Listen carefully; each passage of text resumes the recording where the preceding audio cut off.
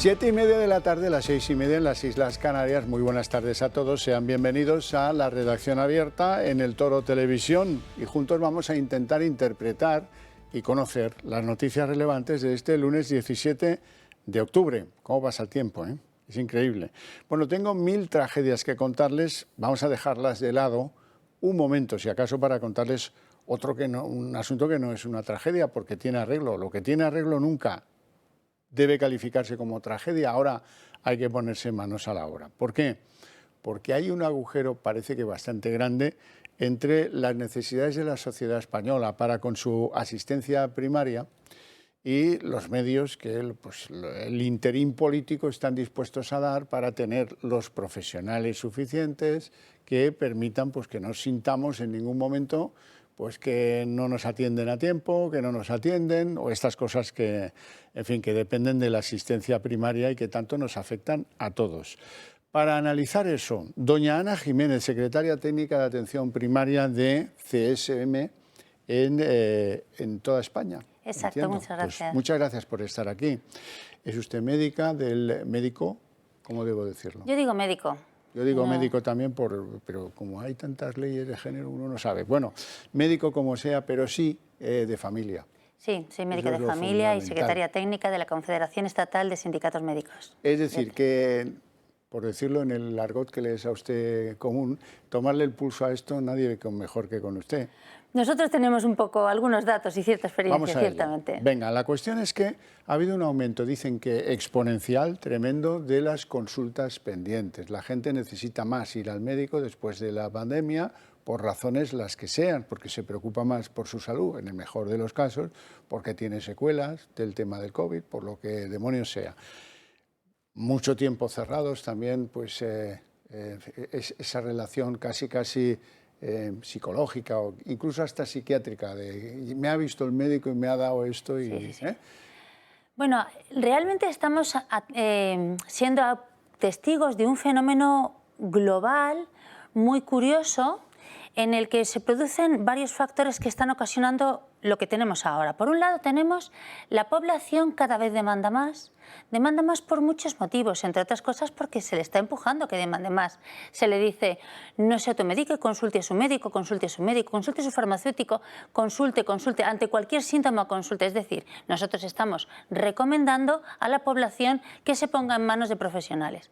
Al mismo tiempo, los políticos han visto el filón que tenemos en la sanidad y desde luego la sanidad se está convirtiendo en un arma de venta política.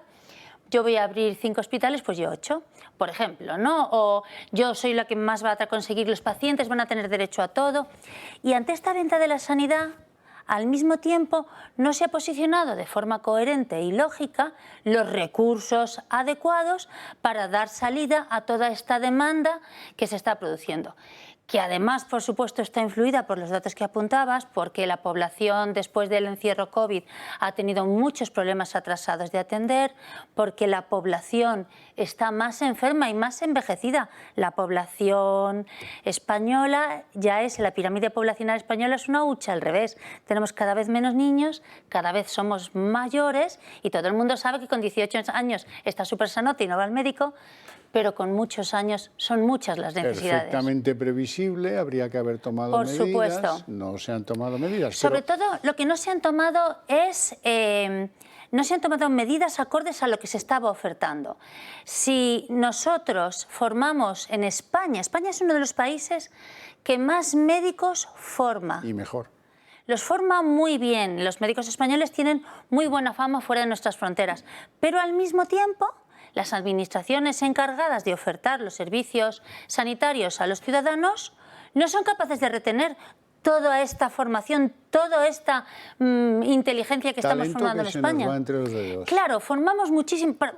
Para un ejemplo, por ejemplo, Madrid este año ha formado 47 pediatras. En atención primaria tenemos una necesidad espantosa de pediatras. No hay pediatras para atender a nuestros jovencitos y a nuestros niños. Pues bien, de los 47 pediatras formados, se quedaron 5. Porque las condiciones, me refiero al ámbito de la atención primaria, porque las condiciones laborales que se les ofrecía no eran competitivas. Entonces, tiene lugar una diáspora, una huida de médicos a muchos niveles.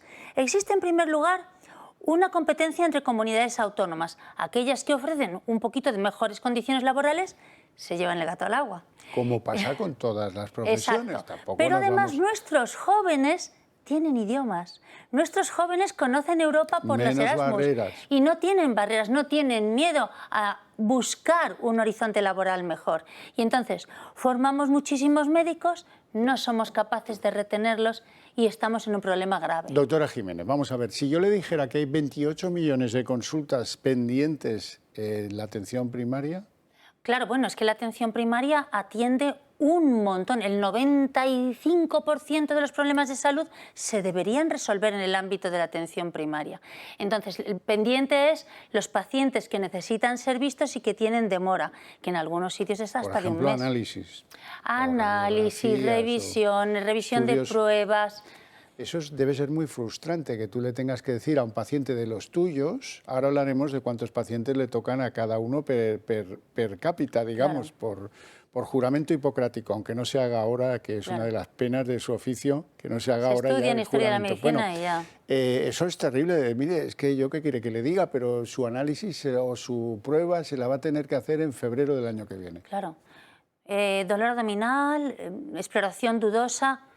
Le voy a pedir una ecografía. Le pido una ecografía porque considero que debe hacerla un especialista en rayos y a lo mejor tengo cita para dentro de 10 meses, 6 meses, según la comunidad autónoma, según el tipo de prueba, pero hay unas demoras a veces absolutamente desproporcionadas e inadecuadas. Y la única opción es curar pronto a mucha de esa gente para que los 28 millones de consultas previas se reduzcan un poco en el horizonte. Tenemos que hacer muchísimas cosas, tenemos que hacer educación para la salud, tenemos que también darle a la gente libertad para que vaya al médico donde quiera ir, tenemos que cuidar a nuestros profesionales para que se queden, para que no huyan. La verdad es que se está produciendo un movimiento global en el que los profesionales del sur de Europa están emigrando al norte de Europa, los profesionales del norte de Europa están emigrando a Estados Unidos y Canadá y a nuestros sistemas sanitarios están acudiendo médicos formados en Sudamérica, en el norte de África. Esto es lo que está ocurriendo y no sé si es bueno para nuestros pacientes. Bueno, vamos a ver. La media de cartillas de seguridad social que tocan... Las TIS, que se llaman ahora, tarjeta sanitaria individual. Por médico. Sí, exacto. O por médica, como quiera usted. ¿Cuántas? Pues las sociedades científicas siempre habían hablado de unas 1.500 cartillas por médico de familia y unas 900 por pediatra. Lo que ocurre es que en muchísimas comunidades autónomas estamos en más de 2.000, en más de 2.000. Por cada profesional. Por profesional, claro. Y entonces, el problema es que los ciudadanos, con la demanda, la necesidad sentida de demanda que tienen, se encuentran con un cuello de botella por el que no pueden acceder a su médico. Y entonces, ¿qué pasa? Acaban acudiendo de forma urgente. De forma urgente les atiende un médico distinto al suyo o les atiende el servicio de urgencias. Hacen un tipo de atención distinta a la que hace el médico de cabecera, que es el médico que conoce al paciente, que conoce su familia, que conoce su trayectoria biológica, y entonces los pacientes en general son peor atendidos. En esas circunstancias, imagínense, 28 millones de consultas pendientes. Resulta que ustedes se preguntarán, pero las autoridades, ¿qué medidas han tomado? Porque hay que recordar que muchos médicos, muchos sanitarios perdieron la vida o quedaron con secuelas y no trabajan, ¿vale? Durante la pandemia. Entonces, bueno, echemos cuentas. Y resulta que si echamos cuentas, el número de profesionales médicos que estaban en activo en el año 19 es un poquito mayor que el que tenemos a finales del año 21, pero bueno, insignificantemente... No, menor, 136 sí, menos. Sí, tenemos 136, ahora que tenemos población más envejecida y un mayor porcentaje, una mayor tasa de consultas al médico de cabecera por paciente y año, que antes era en torno a 5, 5,1, ahora tenemos 5,7 consultas por paciente y año, porque la población está más envejecida y tiene más problemas de salud entre ellos por la pandemia o por la atención no recibida en los 2 años anteriores, y tenemos en conjunto menos médicos y además muchos médicos en situación de incapacidad laboral, como muy bien has apuntado. Entonces, no hay quien los atienda, no hay quien los atienda.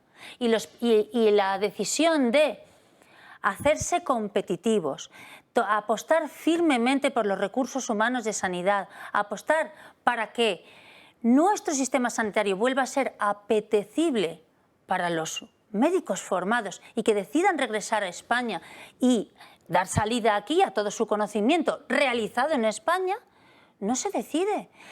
Se hacen medidas infantiles como incrementar el número de estudiantes que pueden acceder a la carrera de medicina.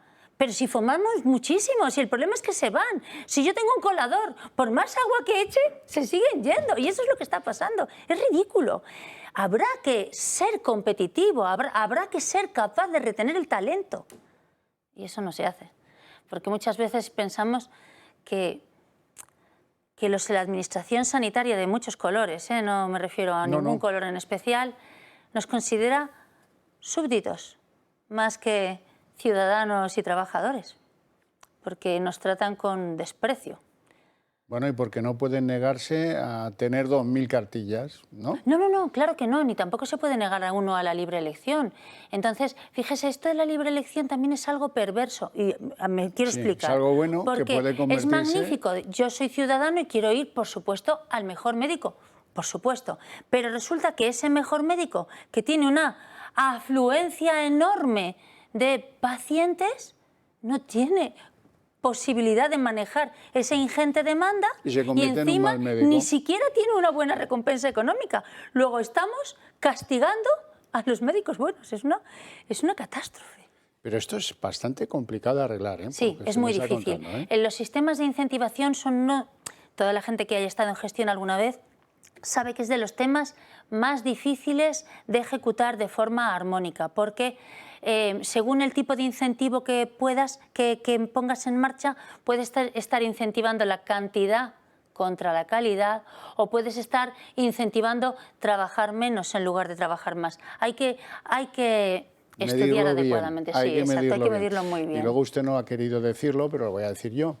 Resulta que los profesionales de la medicina vieron en tiempos de la pandemia que los dejaban muy solos. Absolutamente. Y la verdad es que si después de pasar 7 años de carrera y de pasar las moradas y de todos los colores para poder ejercer son 11 años. Al final dice, bueno, y yo me voy a comer en España en la pandemia sin batas y sin no sé qué y sin lo otro. Y vamos, hombre, con este ofertón que tengo aquí de la sanidad británica.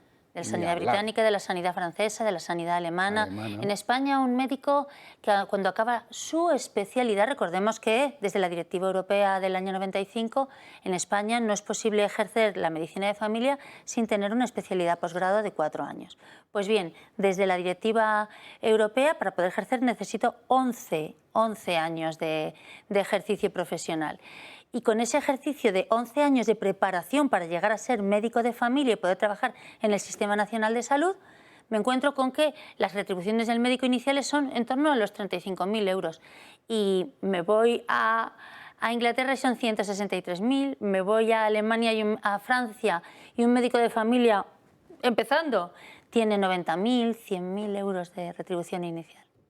Interesante, ¿no?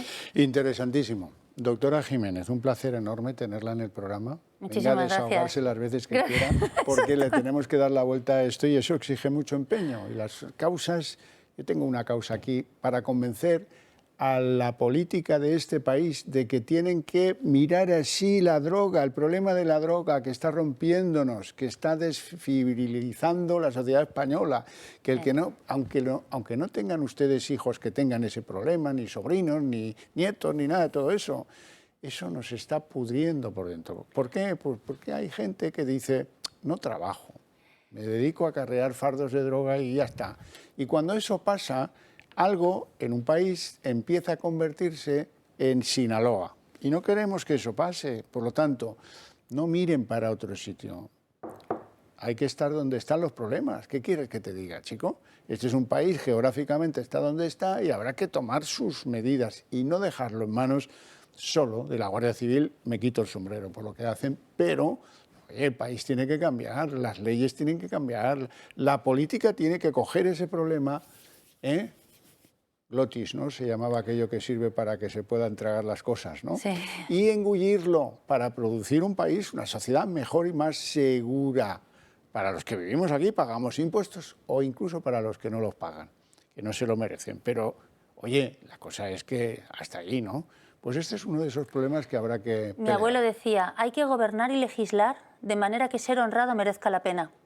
Y eso es lo que nos está haciendo. Muy buena la frase. Doctora Jiménez, insisto, un placer enorme. Vamos a hacer una pausa de publicidad y continuamos en unos minutos.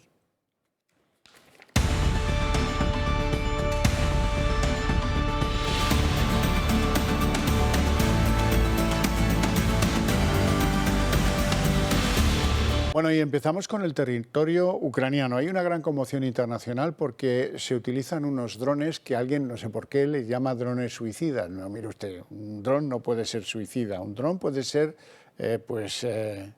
agresivo, nocivo, asesino si quieren, pero suicida no. Bueno, Rusia está empezando a utilizar unos drones a los que llaman suicidas, de forma bastante incorrecta a mi modo de ver, que pesan unos 200 kilos, que se lanzan desde 2.500 kilómetros, si quieres, lejos del sitio. Han elegido Kiev, la capital de Ucrania. Allí lanzan los drones dichosos, que parecen ser de origen iraní, y que en Irán les llaman Shahed 136, para amenazar, aterrorizar a la población civil, en este caso de la capital de Ucrania, con la posibilidad de que uno de estos chismes caiga en residencias de familias de Kiev. Son varios, 3, los civiles confirmados muertos, entre ellos una pareja que estaba esperando un bebé, y 19 ciudadanos de Kiev que han quedado atrapados entre los escombros y que están siendo, intentan localizarles. Vamos a ver a continuación de qué va esto de los drones. Kiev ha registrado esta madrugada al menos 2 explosiones según sus autoridades. El alcalde de la ciudad ha comunicado alrededor de las 6 de la mañana que se han escuchado varias explosiones en un barrio del centro de la ciudad, por lo que ha pedido a los ciudadanos que se mantengan a salvo hasta que la alerta aérea finalice. Posteriormente, el jefe de la oficina de la presidencia ucraniana ha precisado que la capital ha sido atacada con drones kamikaze y ha pedido más sistemas de defensa aérea lo antes posible. Los días 10 y 11 de octubre, Rusia intensificó sus ataques sobre varias ciudades, entre ellas Kiev, pero también Leópolis, Zaporilla o Kharkov, como respuesta a lo que el presidente ruso Vladimir Putin calificó como atentado terrorista en relación a la destrucción 2 días antes del puente de Kerch, que conecta Rusia con la península de Crimea. Ucrania comunicó que los bombardeos contra edificios residenciales e infraestructuras en Kiev provocaron la muerte entonces de 6 personas, además de numerosos problemas de electricidad. Bueno, y de Ucrania nos vamos a China porque se ha celebrado allí el 20º Congreso del Partido Comunista Chino. Ya saben, le da 3 mandatos, han cambiado la Constitución, Xi Jinping continuará al frente del Partido Comunista Chino, un país que psicológicamente pues ahora está a punto de heredar la hegemonía mundial que antes tenía Estados Unidos en temas económicos, en temas incluso financieros y también militares. Y claro, ahí temblaron las paredes en el momento en el que Xi Jinping anunció a sus colegas del Partido Comunista Chino que en el tema de Taiwán China no va a renunciar al uso de la fuerza. Y eso pues no es tranquilizador en absoluto. Xi Jinping, para algunos la persona más poderosa del mundo, un líder comunista que lleva más de 10 años a la cabeza del país y que lo va a hacer incluso más años. Ayer se celebraba el encuentro que cada 5 años da forma a la cúpula del poder chino, donde anuncian nuevos nombramientos y ascensos clave. El 20 Congreso del Partido Comunista, un encuentro donde Xi Jinping volvía a afianzarse como líder de China por tercera vez. Anteriormente no se podía gobernar tantas legislaturas, pero en 2018 ese límite cambió y todo ello por una modificación de la Constitución. En su discurso quiso destacar que los últimos años de mandato han sido extraordinarios y que las estrategias implantadas para hacer frente a diferentes problemas no han podido ser mejores. A su vez, también quiso hablar sobre el conflicto con Taiwán y fue muy claro en su mensaje. Resolver el asunto de Taiwán es un asunto de los chinos. Continuaremos luchando para conseguir una reunificación pacífica, con la mayor de las sinceridades y esfuerzos, pero nunca podremos prometer renunciar al uso de la fuerza y nos reservamos la opción de tomar todas las medidas necesarias. Pues bien, hablamos de un líder que encabeza un país que en los últimos años ha crecido significativamente. Un ejemplo de ello es el comercio exterior. Si comparamos los datos de exportación e importación de China con Estados Unidos, China en el año pasado tuvo unas exportaciones con un volumen de más de 3.000 billones de dólares y Estados Unidos se quedaba en torno a los 2.500 billones de dólares, 500.000 millones de dólares más. En cuanto a importaciones, China obtuvo un volumen de casi 2.500 billones de dólares y Estados Unidos de más de 3.300 billones. Una diferencia significativa que refleja que el país chino tiene muchos más ingresos que gastos. De tal forma, China es hoy el mayor receptor de inversión extranjera directa del mundo. De hecho, antes de la guerra de Ucrania, el Centro para la Investigación Económica y Empresaria calculaba que el Producto Interno Bruto chino podría superar al estadounidense en 5 años, es decir, en 2028. Si hablamos de material armamentístico, China está fortaleciendo su ejército a un ritmo muy rápido. Y según Xi Jinping, Pekín debería convertirse en una potencia militar de clase mundial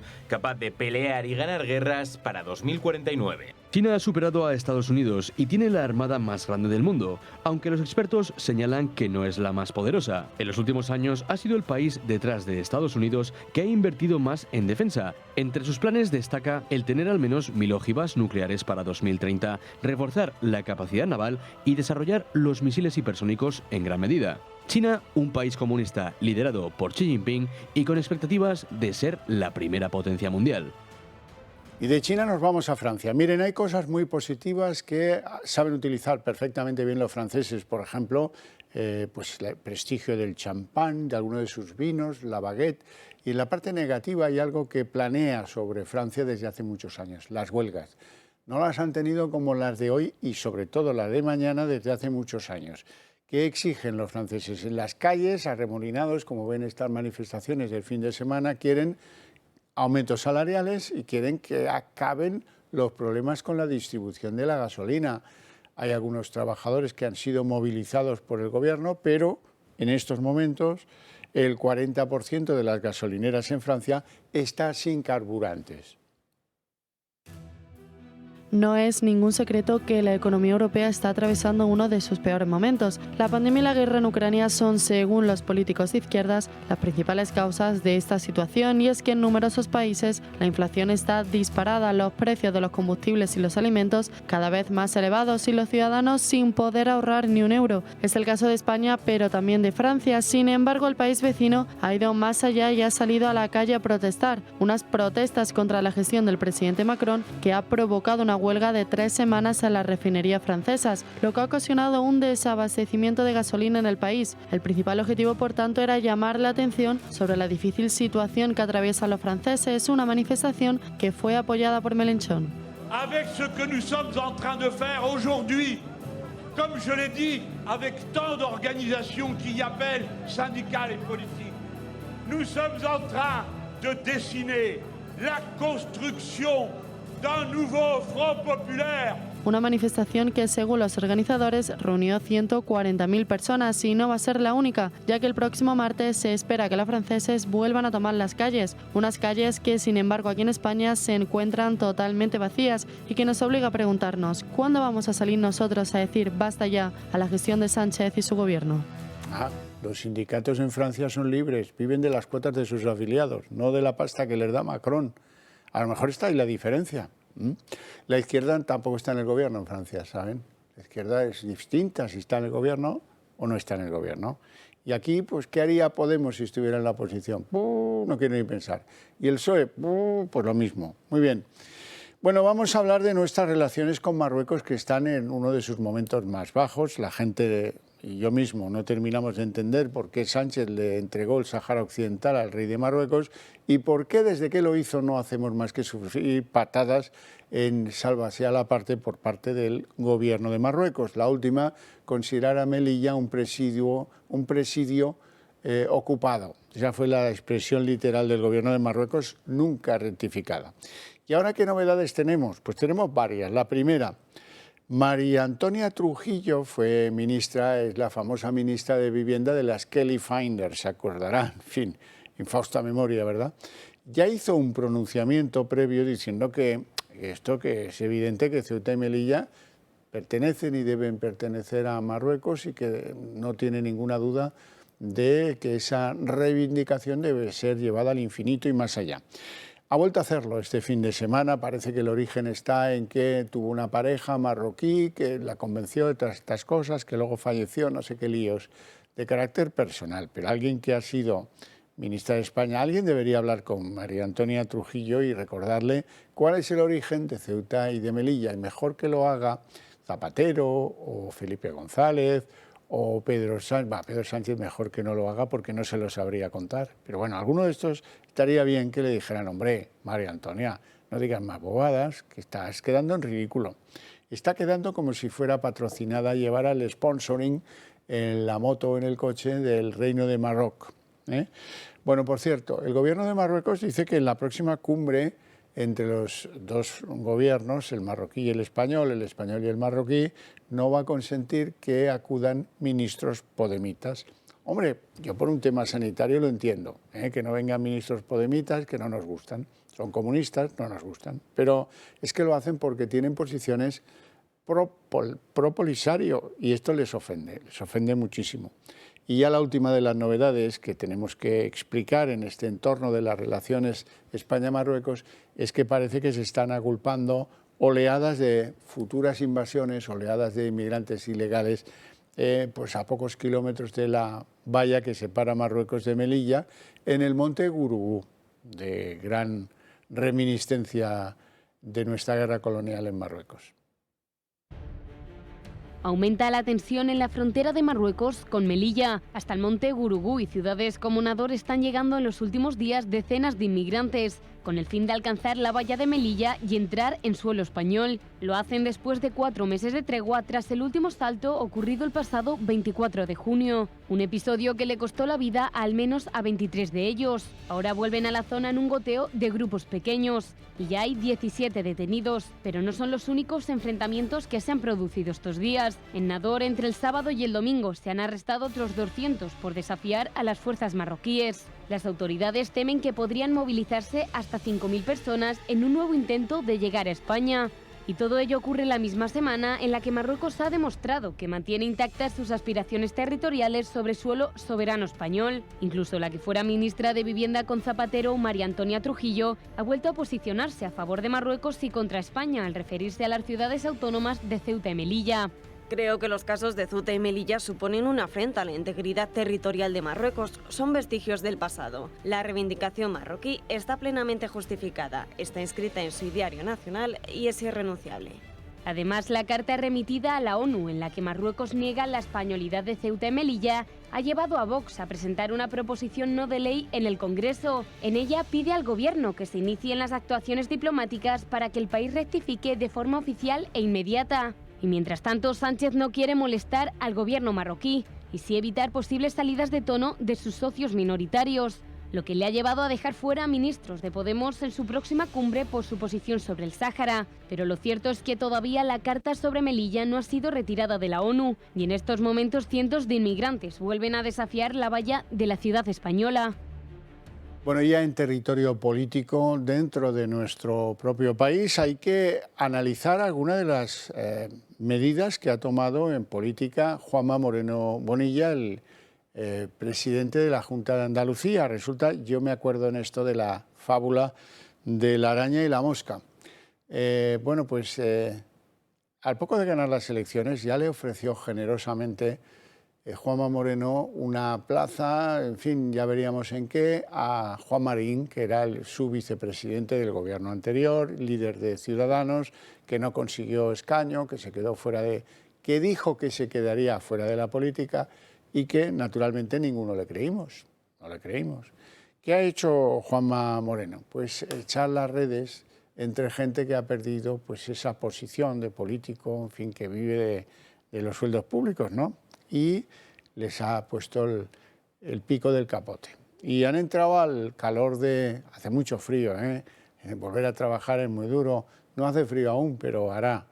Y claro, y hombre, en fin, una prebendita siempre viene bien. El caso es que media docena de cargos de Ciudadanos se han incorporado a diferentes cosas que les ha ofrecido el gobierno de la Junta de Andalucía, que lidera Moreno Bonilla. El último ha sido Juan Marín, el último que levanta el pie de Ciudadanos, digamos, para situarse como presidente del Consejo Económico y Social de Andalucía, que debe tener un buen sueldo y una chapa que lucir entre sus conciudadanos, los andaluces en este caso. Vean la maniobra, hábil maniobra, hay que decirlo todo, de Moreno Bonilla, que sería en este caso la araña y los de Ciudadanos serían las moscas. Moreno Bonilla nombra a Juan Marín presidente del Consejo Económico y Social de Andalucía. Finalmente sí estará en el gobierno regional, a pesar de que se negaba al principio. Él sí me lo ha planteado, pero yo ya le dije en su momento y ayer noche también que si mi partido no estaba en el gobierno yo no iba a estar. El presidente andaluz tiene como objetivo absorber Ciudadanos para tener menos competencia. Ya lo intentó en la campaña electoral, ofreciendo a Inés Arrimadas integrar representantes en las listas populares. Esta vez justifica el fichaje de Juan Marín, diciendo que en el gobierno andaluz tienen que estar los mejores. Creo que en este gobierno tiene que haber muchas sensibilidades, porque cuantas más sensibilidades haya en el gobierno será un gobierno más plural, un gobierno más diverso y un gobierno más permeable y que se parezca más a la Andalucía real. Con esta incorporación ya son 3 de los 5 consejeros de Ciudadanos de la pasada legislatura que continúan en un cargo público.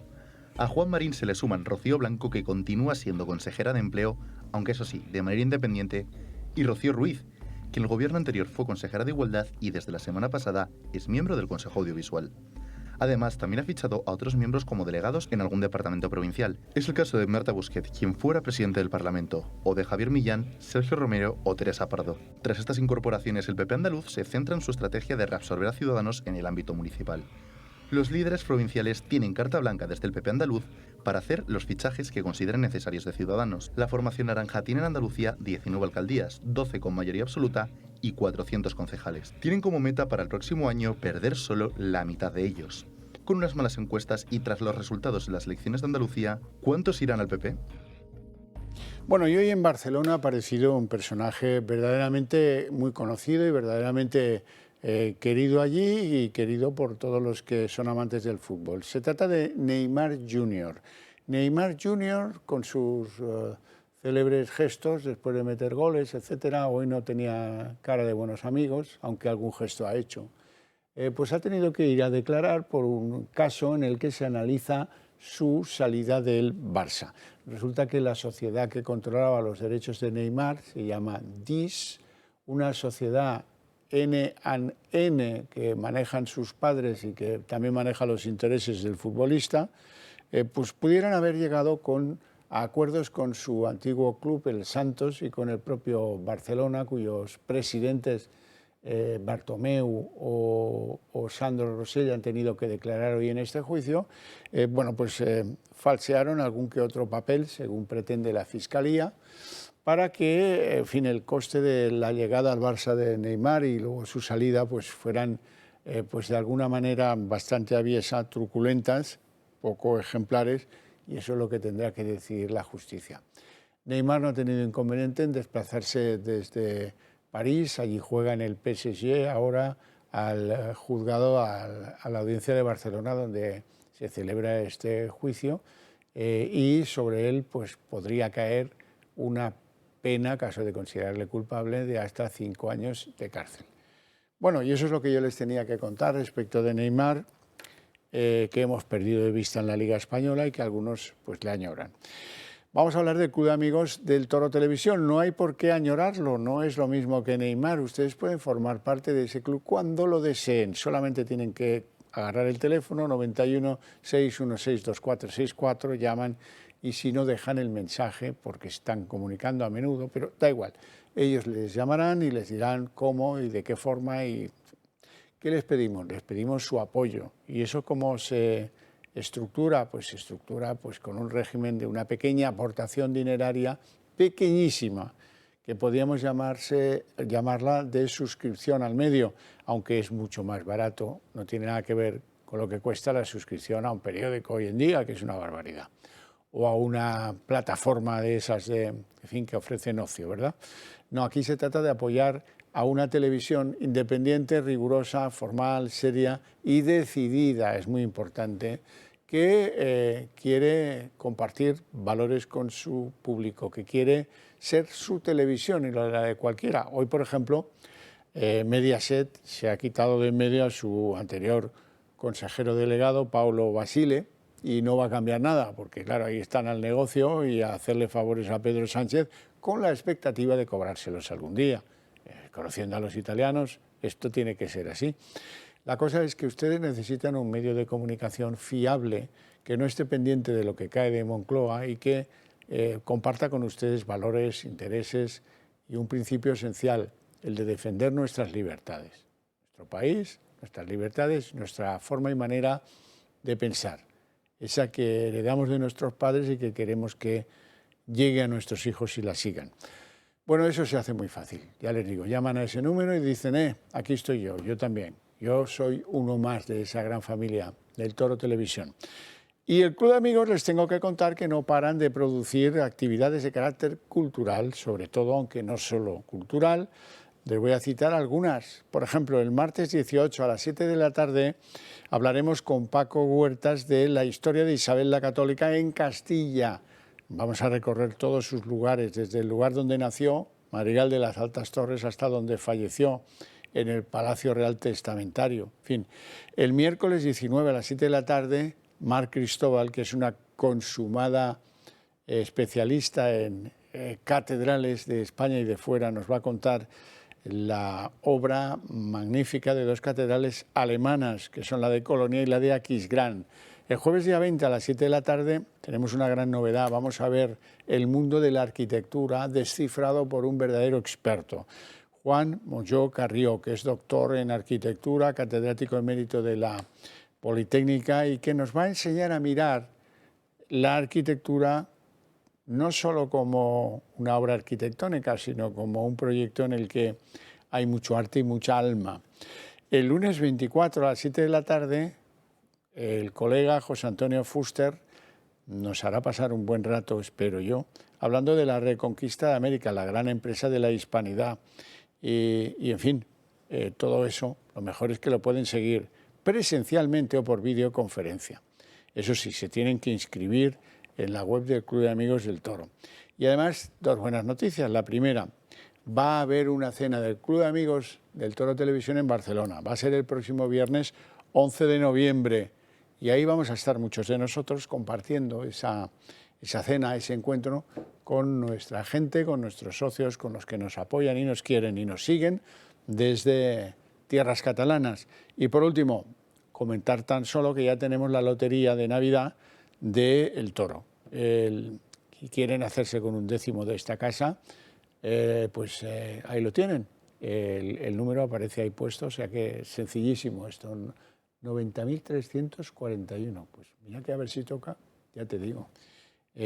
Seguiríamos haciendo esto porque también les digo que queremos contribuir a que nuestro país cambie y eso por encima de loterías no nos lo va a cambiar nadie.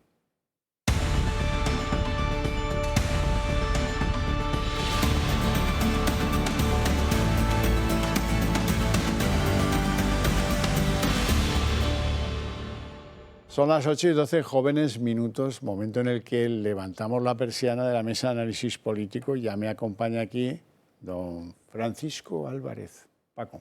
Ave, Paco. Ave, amigos. Ya saben que él es historiador, es geógrafo, es el hombre de la cultura romana en España y Roma no paga traidores, solía decirse, ¿verdad? Bueno, yo no sé si ahora iremos a fondo en todo esto. Sé que has tenido algunos viajes, veo fotos tuyas en las redes sociales, de sitios muy pintones en materia de lo tuyo, de lo que es la herencia de Roma, ¿no? Sí, procuro pues visitar. Hombre, tenemos la suerte en España de que estamos vamos, repletos de yacimientos romanos maravillosos de extremo a extremo y de lado a lado, y entonces pues siempre que tengo oportunidad pues aprovecho para visitar a alguno modestamente e ir conociendo más de nuestra maravillosa historia romana en Hispania. Hispano-romana. Sí, sí, sí. Hispano-romana. Si se dio aquí, iremos delante de ellos, ¿no? Sí, desde luego. Aunque ellos eran el imperio. En fin. Bueno, y nosotros. Nosotros después. Don Sergio Bravezo, diputado del PP en la Asamblea de Madrid, muy buenas tardes. Buenas tardes. Me veo a usted especialmente risueño. Hombre, al mal tiempo buena cara. Bueno, vamos con algunas cosas. A veces se cuentan cosas para que el buen interpretador en casa pues llegue a conclusiones por sí solo, como llegamos a menudo nosotros, ¿no? Llegamos a conclusiones por un procedimiento deductivo, que luego algunas se confirman y otras no. Bueno, bien, pero yo siempre pensé, ¿cuántas veces no decimos eso?, que Juan Marín no iba a acabar en el gobierno de La Araña, pero La Araña lo ha atrapado, no solo a él. Ya hemos dado noticia aquí de que han sido más de media docena de antiguos personas, hombres y mujeres de Ciudadanos. Bueno, y ahora les quiero contar algo de lo que tengo poca información, pero una enorme convicción en que va a ser de ese modo. Y además me alegraría enormemente que esto terminara como la vajilla rota, ¡plas!, en pedacitos. El futuro de Félix Bolaños, ministro de la Presidencia.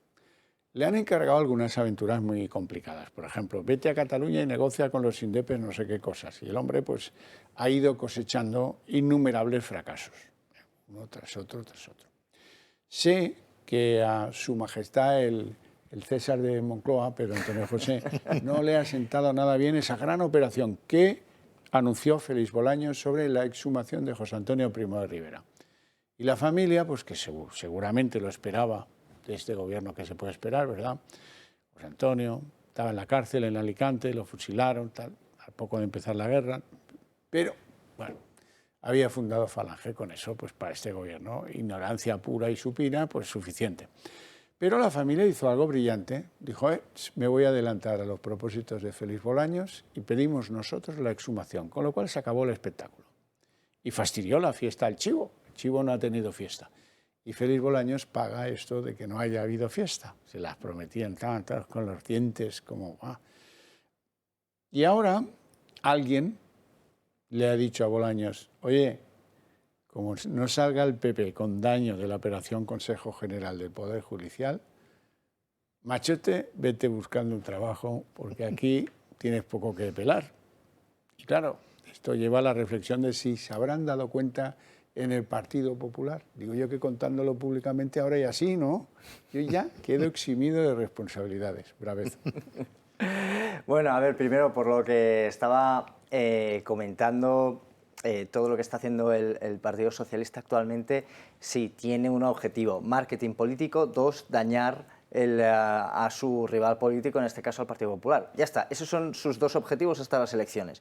En este caso, como usted bien dice, la situación que tenemos en el Consejo General del Poder Judicial, hay una cosa que hay que tener muy clara, estamos en una situación crítica, provocada nuevamente por el Partido Socialista, a pesar de que mucha gente lo olvida, pero fue en 2021 cuando publicó la Ley Orgánica /4/2021 sobre la imposibilidad que se tenía por parte del Consejo General de hacer esas reestructuraciones que son básicas para poder seguir adelante con el gobierno de los jueces, con la administración y gestión del Poder Judicial.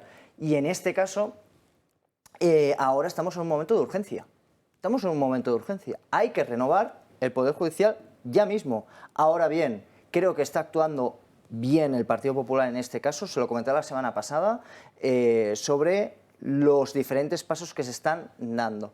Se habla, y esto he escuchado al señor Feijóo decirlo en varias ocasiones, se habla sobre tener una estructura, hablar no tanto de nombres, sino de lo que se va a hacer trabajando sobre la independencia judicial. Esto es básico. Si seguimos con ese camino, por cierto, que ya se llevan 4 años diciendo exactamente las mismas palabras, si se continúa por ese camino, yo creo que vamos a hacer lo correcto, que es respetar la Constitución no solamente es un mandato constitucional, que ya eso es lo suficientemente fuerte como para que se cumpla, sino que además también tenemos diferentes organismos internacionales dentro de la Unión Europea, el Greco mismamente, que nos está advirtiendo de trabajar y profundizar en la independencia judicial, que es fundamental y básica.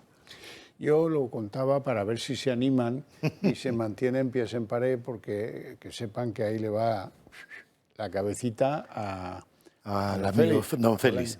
Pues es que no sé si os recordáis el principio de Peter, ¿no? Que es este por el que cada quien asciende hasta su nivel de incompetencia. Y yo creo que a Bolaños esto le pasó hace ya mucho, pero nadie se había dado cuenta a su alrededor. Y ahora, claro, él tan endiosado, que es el que habla de justicia cuando va el líder de la oposición a Moncloa en vez de la ministra de Justicia, tan endiosado que se atreve él a decir cosas que evidentemente las quería decir Antonio, como que vamos a exhumar a José Antonio Primo de Rivera o a Perico de los Palotes, da igual. No, Perico no, luego era, ya sabe usted quién. Sí, sí. No, que me refiero evidentemente al amigo Sánchez. Esos son anuncios que tiene que hacer Pedro Sánchez. Si los hace Félix Bolaños, le está restando protagonismo a quien no se le puede restar. Encima de comer la merienda, pues entonces fatal, ¿no? A la reina, consorte. A la reina consorte. Entonces, hablando de la reina consorte, porque esto, la oposición se lo ha tomado fatal. Este fin de semana se ha urdido, nadie sabe por qué, María Teresa Fernández de la Vega dijo que no a ser presidenta del Consejo de Estado. Bueno, y han buscado una sustituta, sabían que iba a ser mujer, bueno, y han buscado una que fue ministra de Trabajo, Migraciones y Seguridad Social en el primer gobierno de Pedro Antonio José, y con eso basta. Entonces, que esté cualificada o no es lo de menos.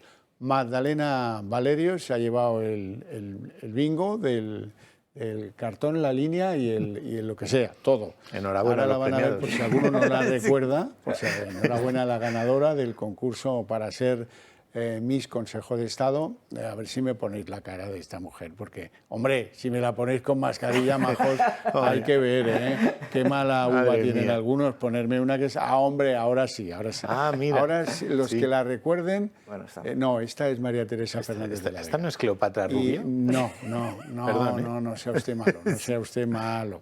La cosa es que la elegida ha sido Magdalena Valerio, después de que la otra, la que aparece ahí con las chapas y los toesones, haya dicho que ya no va. No se sabe por qué. Pero hoy han ido, pues, en tropel la oposición a cuestionarla y sobre todo a cuestionar el nombramiento, porque entienden que esto no pasa semana sin que Sánchez le eche la pata por encima a una institución del Estado, y esta vez le ha tocado al Consejo de Estado. Al primero que quiero que escuchen es a Elías Bendodo, el coordinador general del PP. No hay semana que no arranquemos con un nuevo capítulo del asalto institucional de Sánchez. A la Fiscalía, al CIS, al CNI, al INE, Televisión Española y ahora el dedazo del Consejo de Estado. Son tics autoritarios que ocurren cuando uno cree que el cortijo es suyo y puede hacer lo que le dé la gana. La democracia es una cuestión bastante más seria y bastante más noble, ¿eh?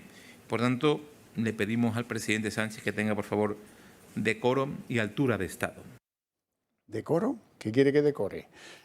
Bueno, por fin, vamos ahora a Buxadé, que se lo ha tomado en tono de cachondeo absoluto, que lo interpreta de la misma forma que Elías Bendodo, pero que hoy le ha dado a Buxadé por la ironía. El Consejo de Estado ha sido asaltado en las últimas horas a través de una estrategia fraudulenta que ya se denunció en su momento por quienes están en el Consejo de Estado. La nueva presidenta del Consejo de Estado sea una jurista de reconocida competencia. Todo el mundo en el derecho sabe que ha alumbrado ideas nuevas, proyectos nuevos, que tiene una capacidad intelectual extraordinaria y que tiene todo el ordenamiento jurídico en su cabeza, doña Magdalena Valerio, como era exigible al presidente del Consejo de Estado. ¿Se ha entendido la ironía? Se ha entendido, pero chico, la ironía es un terreno muy complicado. Dejemos la ironía para los especialistas, porque es un terreno en el que uno puede resbalar con frecuencia. Hay que tener cuidado. Sí, hombre, que no es sorprendente, quiero decir, el PSOE y evidentemente Pedro Antonio y José consideran que el Estado es propiedad suya, iba a decir del PSOE, pero no, es que el PSOE también es propiedad suya. Entonces, quiero decir, es normal que nombren amiguitos para todos los cargos, igual que pues eso pasa en Televisión Española, que lo que han hecho contradice los estatutos de Televisión Española, lo han dicho los sindicatos de Televisión Española, lo ha dicho todo el mundo. Entonces, en el Consejo de Estado, pues hombre, pero ¿para quién trabaja la Fiscalía? Pues eso. Pues ya está. Pues eso, ahí le has dado. Ahí, Paco, ahí claro. le has dado. Rabizón. Bueno, pues aquí tenemos la actitud del señor Pedro Sánchez reflejada en otro dedazo. ¿Por qué está mal en este sentido? Oiga, este tipo de instituciones, primero que se tienen que tomar por consenso, hablarlo con todos los partidos políticos, comentarlo en el mejor sitio y el más claro de todo, que se llama Congreso de los Diputados, que parece ser que solo sirve para hacer zascas. Lo digo como crítica a los que se creen que solamente el Parlamento sirve para hacer vídeos de YouTube o vídeos para Instagram o para lo que quieran ustedes. Porque, oiga, hay partes que son fundamentales y esenciales y esta es una.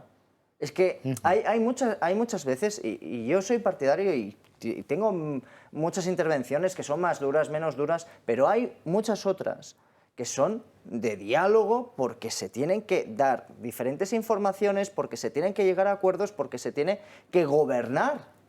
Es que parece que muchos olvidan tanto aquellos que solamente están pensando en las redes sociales como el que está el señor del gobierno que solamente está pensando en él mismo, el señor Pedro Sánchez. Entonces, oiga, no puede ser que todo se esté haciendo bajo un oscurantismo que no sabemos lo que hay detrás y a saber por qué se hace, por qué se toman las decisiones. Mire, señor Cajo, es que hemos roto unos acuerdos con Marruecos, con Argelia, y aquí no se ha dado ningún tipo de explicación. Y aquí no ha pasado nada. Hombre, por favor, es que esto es otra vez. Y son decisiones que se toman, que creemos que es anecdótico, pero es que esto tiene unas consecuencias a largo plazo. Tremendas, tremendas. Bueno, volveremos a ese punto donde usted me deja el toro en suertes de España-Marruecos, Marruecos-España, pero permítame que esto es Tezanos Superstar. Hoy ha aparecido la oleada de la encuesta del CIS sobre lo que los españoles piensan hacer con su voto. Y es sorprendente de todas. Resulta que Tezanos ha descubierto una extraña tendencia que revalúa el voto al Partido Socialista, que avanza 4 puntos de ventaja sobre el Partido Popular. Palabra de Tezanos, yo en eso no voy a mentir. Y entonces, ¿a qué se dedica a reducir expectativas Tezanos? Pues un poquito reduce expectativas del PP, claro, no puede ser mucho porque sería un poco cantón, la reduce como a nadie las de Vox, que pasaría de un 15,2 de expectativa de voto a un 8,8. Digo yo que, en fin, lo de Olona iba ya descontado en el último de los asuntos estos, y deja la de Ciudadanos pues en cero pelotero o casi.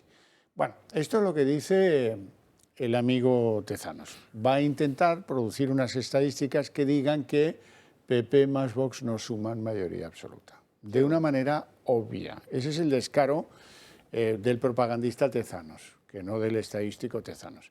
Mira tú por dónde hoy aparecen otras estadísticas, estadísticas electorales, en este caso de Sigma 2 para el grupo Antena 3, para Antena 3 Noticias. ¿Y qué dicen estas sondeos previos? Pues dicen lo que dicen, que el PP estaría en 31%, el PSOE en 25,9%, claramente devaluado. Mira tú por dónde la reducción de expectativa de voto de Vox es apenas de un 1% y no la barbaridad que decía Tezanos. Y resulta que Unidas Podemos tampoco le van las cosas demasiado bien. Pasa del 12,8% de expectativa de voto a apenas un 10,8% en la oleada de Sigma 2 para el grupo de noticias de Antena 3. Bueno, pues hasta ahí puedo leer. ¿Cómo ven ustedes la broma de Tezanos? Pues hombre, yo me acuerdo que hace como 2 o 3 bromas de estas, teatrillos de Tezanos, Tezanos se atrevió a decir que el PP ganaba. y yo creo que inmediatamente le dieron la colleja correspondiente dos veces. Una vez, es que hasta que reaccionaron, piensa que tiene muy pocos asesores Pedro Sánchez, entonces hasta que reacciona, hasta que lo oyó, hasta que alguno lo oyó, habían pasado ya 2 CIS. Pero entonces le dijeron, toma, muchacho, o sea, ¿qué haces diciendo que el PP gana? Y entonces, desde entonces estamos viendo tonterías como estas y creo que las seguiremos viendo hasta las elecciones y posiblemente incluso después, en las que dirá que nos hemos equivocado de papeleta o que no sabemos votar o algo parecido.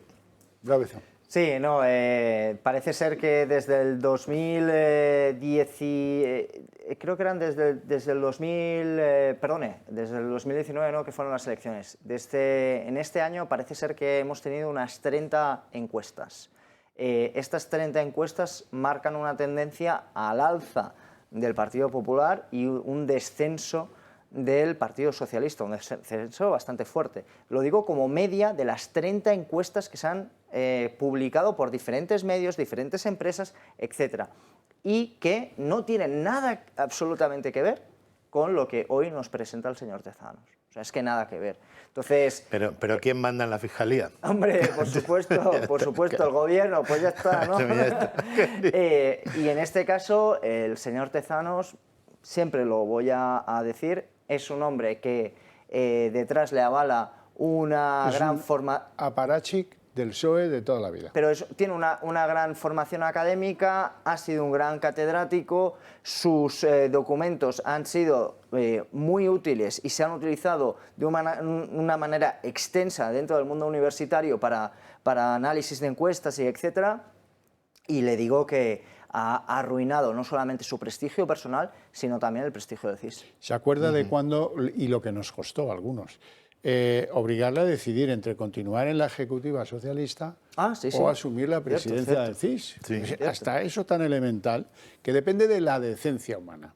Será catedrático de lo que usted quiera, pero que te tengan que obligar a tomar esa decisión.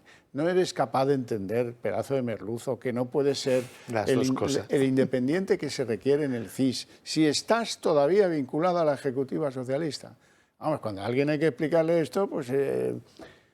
luego hay que explicarle muchas cosas. Bueno, ahí está el decoro, la moral de cada uno, y cuando uno se comporta de esa manera es que decoro y la moral, y antes me habló de Marruecos. Usted sabe algo, ¿eh? Usted sabe algo que nosotros no sabemos. Bueno, vamos a hablar de ese algo. No siempre vamos en este programa a comentar noticias contrastadas, escuchar a los protagonistas. No, hombre, también hay que dejar un guiño a la interpretación creativa, ¿no? ¿Por qué les cuento yo esto? Bueno, pues estoy casi pensando en un libro magnífico que les recomiendo ya, de Rudyard Kipling, que se llama If, en inglés If, en español sí, aunque ese sí casi lo traduce el que mejor, José Mota. Y sí. Sí, porque es condicional. Sí, exacto, es un if condicional que más aquí se traduciría mejor con y sí.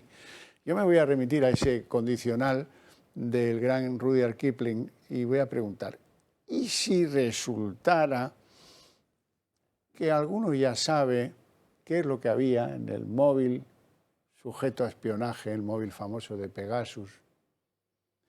Bueno, más allá del que ordenó el espionaje, se lo sabe desde el minuto cero.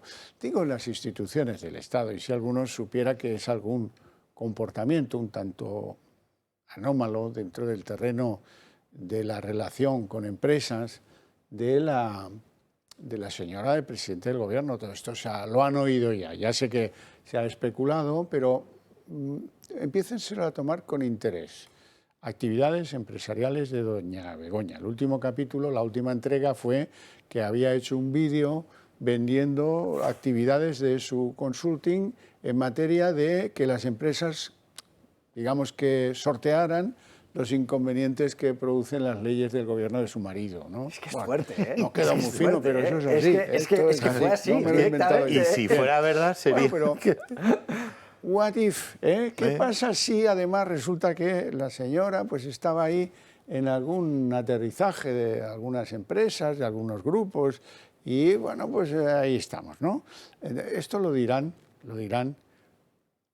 unos u otros en algún momento, y sabremos, ya le garantizo yo, que sabremos el porqué de la carta de regalo del Sáhara Occidental, que dicen algunos que tiene que ver con el espionaje del Pegasus, de los móviles, no del oficial, sino del particular de Pedro Antonio José.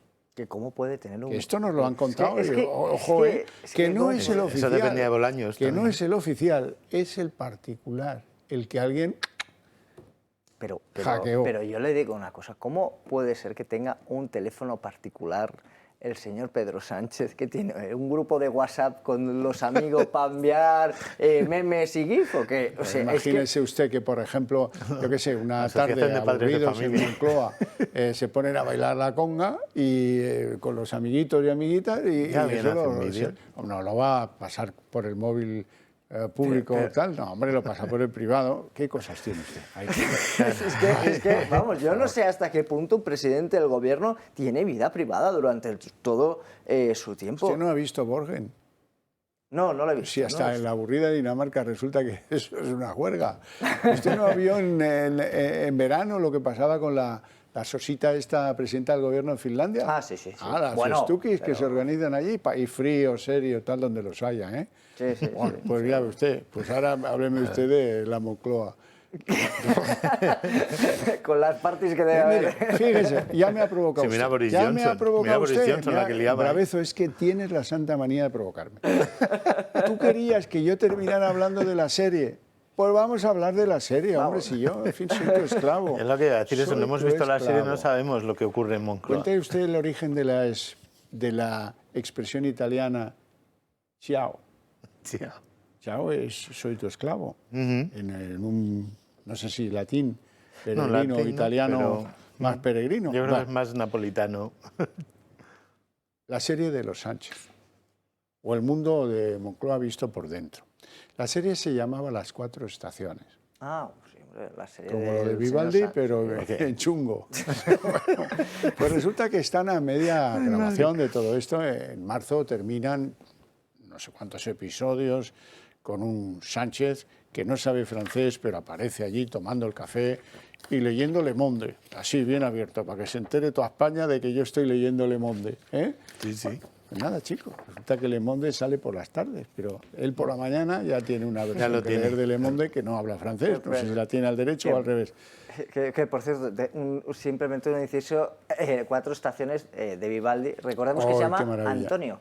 A lo mejor viene no da puntadas sin hilo. No se meta con los muertos que no se pueden defender. No. No da puntadas sin hilo, Antonio.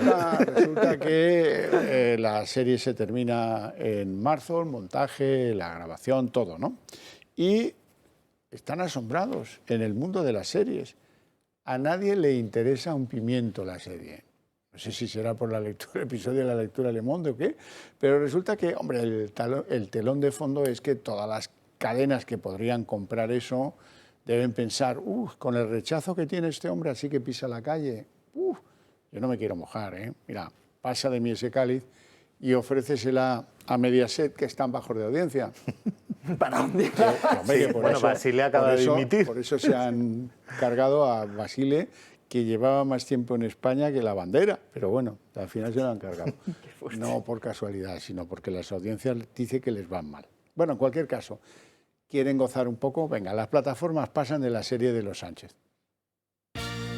Las plataformas digitales y cadenas de televisión no quieren acoger la docuserie del presidente del gobierno. Sí, la misma en la que quieren enseñar el día a día del jefe del Ejecutivo. La serie estará lista el próximo mes de marzo y de momento nadie está mostrando interés por ella. Pero ¿por qué esquinan al presidente del gobierno? Los motivos pueden ser varios, pero parece que la gente lo puede vincular como una persona tóxica, algo que no nos sorprendería.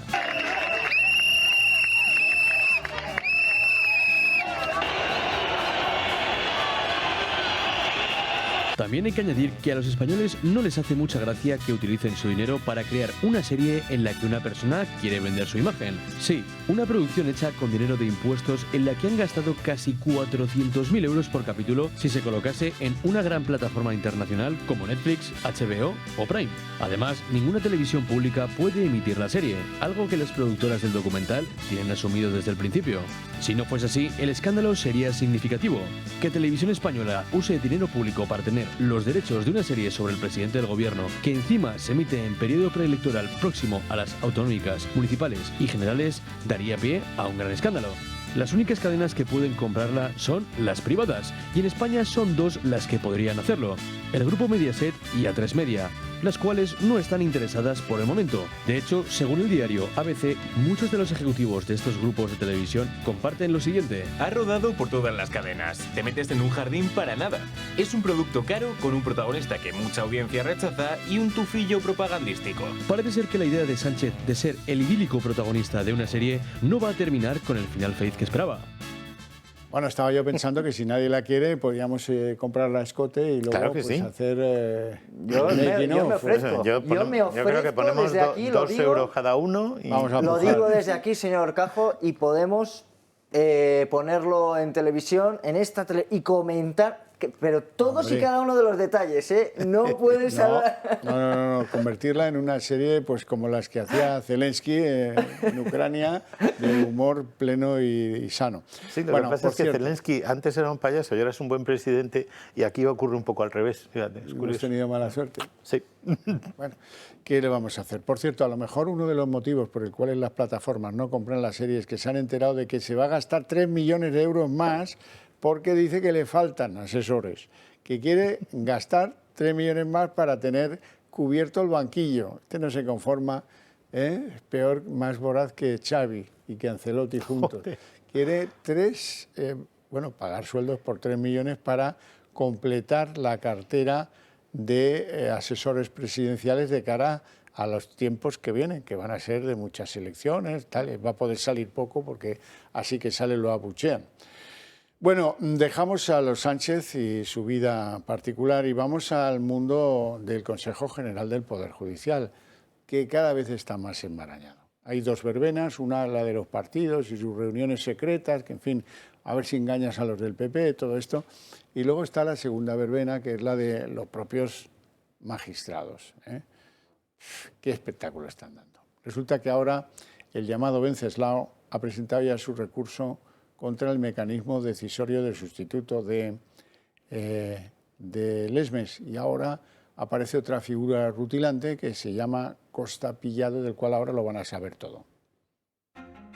Una semana después del encuentro entre Sánchez y Feijóo, los socios del Ejecutivo de Podemos le lanzan un órdago al líder de la oposición. Tiene que elegir los intereses de la justicia en nuestro país o tiene que seguir eligiendo sus intereses partidarios. Yo creo que los votantes del Partido Popular creen que es urgente que cumplamos con el mandato constitucional y renovemos todos los órganos institucionales. Pocos avances hay por el momento en la renovación del Consejo y tras la salida de Lesmes, la gran preocupación gira también en torno a la renovación del Tribunal Constitucional. La salida de uno de los vocales de este órgano, Alfredo Montoya, que dejó vacante su plaza el año pasado por enfermedad y que fue propuesto por el Partido Popular, deja ahora, tras la caducidad de los mandatos, en minoría al grupo conservador. Moncloa ha palabrado con Génova que el mismo grupo reemplace este puesto al frente del tribunal y Feijóo busca en Galicia un sustituto que, sin embargo, podría recaer sobre la figura del actual presidente del Consejo Consultivo Gallego, José Luis Costa Pillado, mismo jurista con quien mantiene una estrecha relación desde hace años y que forma parte del gabinete jurídico del mismo Partido Popular. Pero lo que sigue pendiente para el Ejecutivo y la oposición es la renovación del Consejo General del Poder Judicial y el compromiso no por parte del Gobierno a permitir una reforma en el modelo de elección. A la crisis institucional que ha desatado la dimisión de Lesmes se le suma también el recurso presentado por uno de los vocales de Pleno afines a su persona contra precisamente el nombramiento de su sucesor, Rafael Mozo, como vocal suplente para tomar las riendas del Consejo. En menos de 48 horas el Tribunal Supremo debe pronunciarse sobre la idoneidad del nombramiento de la nueva autoridad, con limitaciones en su ejercicio del máximo órgano de gobierno de los jueces, y que según el gabinete técnico debía ser ejercido por Marín Castán, que ahora presidirá el Supremo. Sino que pongan a Joan Laporta, que tiene una familia muy ejemplar. Si es que, de verdad, es que no son capaces de no dar un día sin bochornoso espectáculo. Está bien, Paco. Es que es terrible, porque lo que está ocurriendo además dentro del Consejo General del Poder Judicial es que, por un lado, la persona que ha nombrado el PSOE o que se ha autonombrado como presidente no está en el Tribunal Supremo y, por lo tanto, o sea, quiero decir, el presidente del Consejo General del Poder Judicial tiene que ser también el presidente del Tribunal Supremo. Y ahora mismo, como ese caso no se da, tenemos 2 presidentes interinos, pero 2 en el Consejo General del Poder Judicial, el que es presidente por la dimisión del ESMES, que es presidente del Tribunal Supremo y por lo tanto el Consejo General, y luego un progresista, uno de los llamados progresistas, que yo me gustaría que los jueces fueran jueces, que yo creo que es lo que todos los españoles queremos. Y luego ya, pues oye, que voten a quien quieran, pero en su casa, ¿sabes? O sea, ellos, su única guía tiene que ser la ley, no es que la ley, pero orientada para este lado o para este otro, no. La balanza de la justicia tiene que ser igual para todos. Y cuando los partidos políticos, y especialmente los que mandan, se meten a tocarle las faldas a la justicia, pues pasa lo que pasa, que es como el otro, siguen diciendo, ¿no? Cualquier cosa que limite la judicialización, o como se diga, judicialización de la política será bienvenida. No, señor, o sea, de lo que se trata es de que los políticos no hagan cosas por las que haya que llevarles a juicio, ¿sabes? No de que los jueces no se metan en esos casos. Que luego no les indulten. Ahí. Bueno, aquí son 2 temas que se están entrelazando y que a veces se confunden.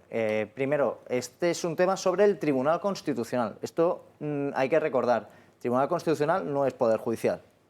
Eso hay que dejarlo muy claro. Pero es lo que le molesta en el zapato a Pedro Sánchez. Evidentemente. Y luego, por otro lado, está el Consejo del Poder Judicial, que lo hemos comentado anteriormente. Todo ello se va a decidir y se tiene que enmarcar lo que es el Consejo General del Poder Judicial vía una mayor independencia, eso va por un lado, y por el otro estamos hablando ahora del Tribunal Constitucional.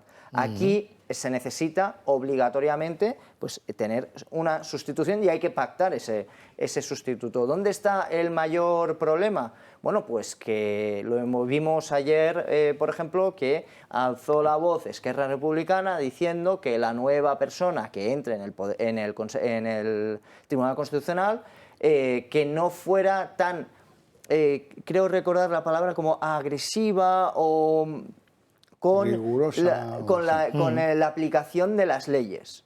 Esto era lo que estaba diciendo el tío. Tal cual. A ver, el que ha sido agresivo no es el que aplica la ley, el que dicta sentencia, el que es agresivo es el que da el golpe de Estado. Vamos, digo yo, que estamos cambiando aquí ahora la situación que tenemos. Entonces, sí, hay que tomar pues un cambio en el Tribunal Constitucional, que aquí cada uno podría discutir si es la mejor o no situación la que tenemos actualmente, si tendría que estar sumado el Tribunal Constitucional al Tribunal Supremo y tendría que ser una sala más, pero bueno, ahí ya están las diferentes discusiones más bien filosóficas y del mundo del derecho, donde ¿quién es el protector de la Constitución? ¿Un poder más del Estado o un poder que está, no sabemos bien dónde, pero que está fuera del Poder Judicial y que las personas que lo tienen que representar, ojo, no tienen por qué ser ni jueces, ¿eh? Esto es una de las cosas que hay que recordar. Muchos de los que están ahora ejerciendo en el Constitucional no son ni magistrados ni siquiera jueces, no tiene que ver. Pero bueno, esa es su habilidad y es en el único sitio donde le han puesto la cara, pero bien, a Pedro Antonio Sánchez. Los que decretaron que resulta, chico, que este decreto ley tuyo de suspensión de todas las actividades durante la pandemia, ninguno de los dos son anticonstitucionales. Así que cualquier otro, con solo eso, ya yo creo que hubiera caído la cara de vergüenza, hubiera dimitido, pero tampoco este país se pone bravezo cuando la ocasión lo reclama, ¿verdad? A veces somos más mansos que un rebaño. Es verdad, ¿no? Tenemos memoria de pez. Sí, estamos hablando de uno que se ha pedido pillado, otro de rufián. aquella España brava que se enfrentó al ejército francés. No sé. Bueno, hay un personaje controvertido, tú lo conoces bien, fue presidente de la Generalitat, se piró, se exilió, lo devolvieron los alemanes a Franco. Y Franco lo juzgó Castillo de Montjuic lo fusilaron. Se llamaba Lluís Companys y este hombre pues había sido toda su vida abogado hasta que se metió en política, abogado de los pistoleros de la CNT, pero abogado. Y se afilió a Esquerra Republicana, dio un golpe de Estado a la Segunda República. La Segunda República, en fin, se aprovechó de una especie de amnistía, salió, le nombraron presidente de la Generalitat y mientras lo fue, las fuerzas de la izquierda, liderada por Esquerra Republicana y gobernando en la Generalitat, produjeron algo así como 8.000 muertes en territorio catalán. Hay de todo, gente de derechas, gente independiente pero no partidaria de la independencia catalana, había gente que eran simplemente católicos que iban a misa y desde luego el clero que fue el objetivo central de los asesinatos de ese gobierno de la Generalitat que lideró Lluís Companys. Bueno, pues ahora... ¿Perdón? Y hasta el POUM, los trotskistas, bueno, claro, quiero decir, la guerra que hubo ahí entre los comunistas. El poder comunista de Moscú, el que... Entre Stalin y dijo, aquí me vais a hacer una limpieza. Estos que diseñaron esto de los escamots pardos, que eran a imagen y semejanza de los que tenía Mussolini en Italia, que en el mundo rural sembraron mucho terror y mucho caos. Bueno, ahora Esquerra es consciente de su poder. Aquí necesito los presupuestos, este Sánchez, ahora se la voy a hacer tragar. Quiero que el Estado español pida perdón por el fusilamiento del héroe Lluís Companys y exijo que lo desagravien. Vean.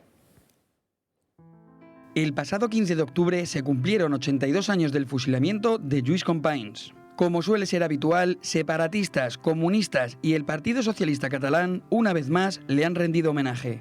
Ofrendas florales, marchas con antorchas y claveles blancos para rendir pleitesía a un personaje con más de 8.000 asesinatos bajo su mando. La carrera política de Companys se inició entre 1917 y 1923, años en los que ejerció como abogado defensor de los miembros de la CNT que optaron por asesinar a quienes consideraban su enemigo. Sin embargo, el verdadero poder político de Companys fue a partir del 31 de diciembre de 1933. Cuando recién inaugurada la autonomía de Cataluña, fue nombrado sucesor de Macià tras su muerte días atrás. Nada más llegar, encargó la creación de los escamots, una copia de los camisas negras de Mussolini con el objetivo de imponer el separatismo por medio de la violencia.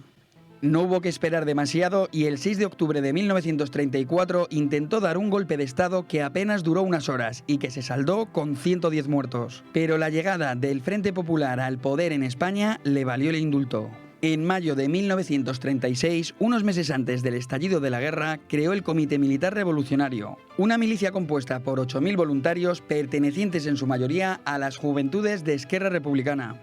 Con el estallido de la guerra, estas milicias serían el núcleo del Comité de Milicias Antifascistas de Cataluña, creada también por Companys el 26 de julio de 1936.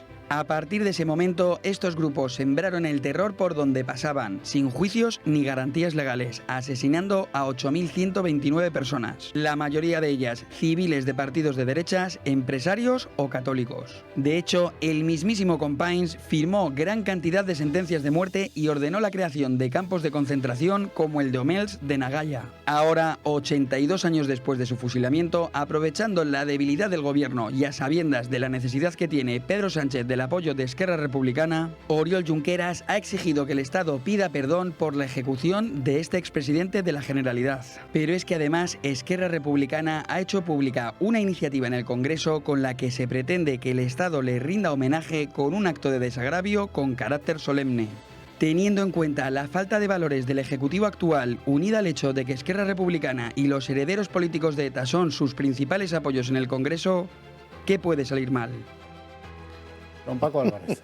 Pues no, hombre, quiero decir, esto entra dentro de las bofetadas a la historia que tradicionalmente le dan los nacionalistas con Z que gobiernan actualmente en Cataluña. Entonces, bueno, pues quiero decir, es que es tan absurda esta estupidez que se les ha ocurrido como que dijeran que por qué no pedimos perdón por lo de Indíbile Mandonio o alguna otra cosa, o la batalla de Ilerda, ¿no?, entre Afranio y Petrello y Julio César. O sea, quiero decir, non sequitur. O sea, quiero decir, nosotros no somos continuidad nuestro gobierno y nuestra democracia no es continuidad de lo que ocurrió antes, y si quieren pedir perdón, que empiecen ellos. Bueno, es que la Republicana quiere fregar el suelo con la dignidad de los españoles. Ya está, tan fácil como eso. Y en este caso, pues se utilizarán la historia, que la doblegan de una manera que es insultante, la verdad, porque es que no voy a entrar en las diferentes problemáticas que hemos visto en este solo vídeo, que podemos ver pues que Esquerra Republicana pues ya tiene claro por qué no quiere enseñar a los catalanes historia, porque como la enseñen, todo este tipo de reivindicaciones se les cae, pero completamente. Entonces, yo lo único que pediría a la gente de Esquerra Republicana es que empiecen a pedir perdón. Primero ellos por dar golpes de Estado. 2. Sí, dos y hace 4 días, no hace 82 8.200 asesinados pues por ir a misa, por poner un ejemplo, muchos lo fueron antes de que se hubiera dado comienzo a la Guerra Civil Española, antes de que Franco tomara el Dragón rápido. O sea que la situación era de una violencia extrema en las calles, y de eso era un único responsable político, Lluís Companys, de eso no cabe duda. No tenemos tiempo para más, os agradezco mucho vuestra presencia, vuestras opiniones, y nosotros nos vamos, ustedes y yo, al día en 30 minutos, en apenas una pausa de publicidad.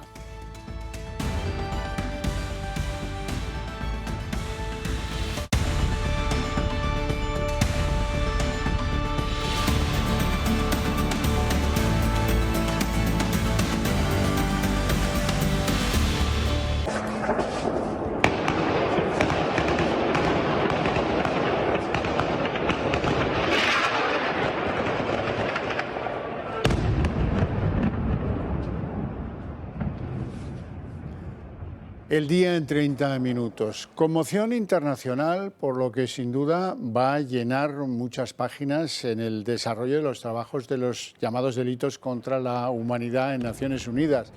Los rusos castigan a la capital de Ucrania y a sus moradores con drones llamados suicidas, artefactos explosivos de unos 200 kilos de peso que caen sobre los barrios residenciales donde habita pues, la gente de Kiev.